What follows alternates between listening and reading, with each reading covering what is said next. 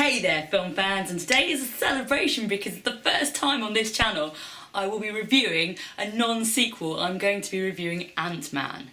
Although I guess, you know, it's a spin-off of a comic book, so it's not a completely new story, so one day I will review a complete, well actually hopefully very soon, because Inside Out's coming out soon, which I think is a completely fresh concept, and that is what I like the best.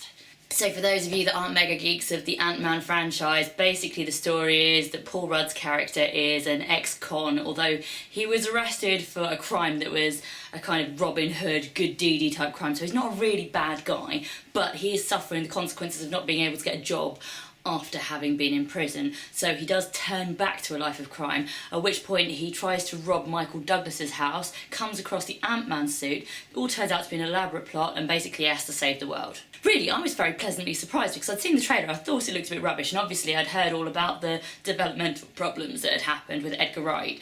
So I wasn't expecting to love it, and I was really pleasantly surprised. I thought it was pretty good fun. When you get to the credit sequence at the end though, Edgar Wright's name is all over it, so he obviously still did have an impact. It'd be really interesting to see what the movie he wanted to make was. If we could go back and see what it would have been like, it would be really interesting.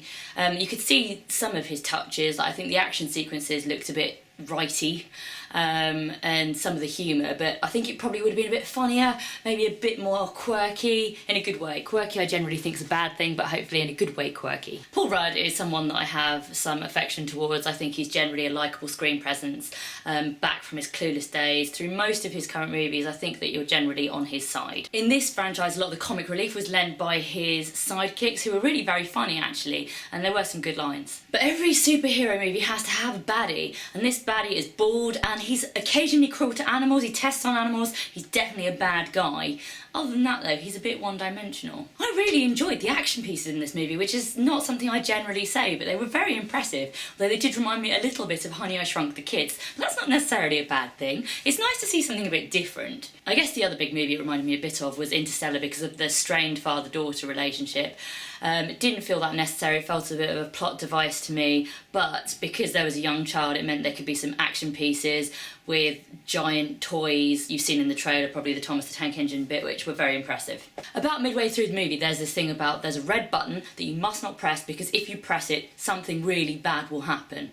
What do you think of the chances that someone at some point will press that red button? Obviously the Avengers are completely dominating the box office at the moment, so this was tied into the Avengers universe a few times. Again, I don't know if I felt that was entirely necessary. I think it would have stood alone quite fine, but it's part of a greater plan, I guess, that's going to come into fruition in the next Avengers installment. They've all got to somehow tie together. I guess the other thing I took away from this is that I've never looked at ants and thought they were particularly cute, but some of them were quite sweet. I quite like a little soft toy ant. Overall, I felt there was a good balance of humour and action. Perhaps it could have been slightly funnier, it probably would have been if Edgar Wright was involved, but I really enjoyed it. What about you guys? What did you think? Subscribe to my channel and let me know in the comments.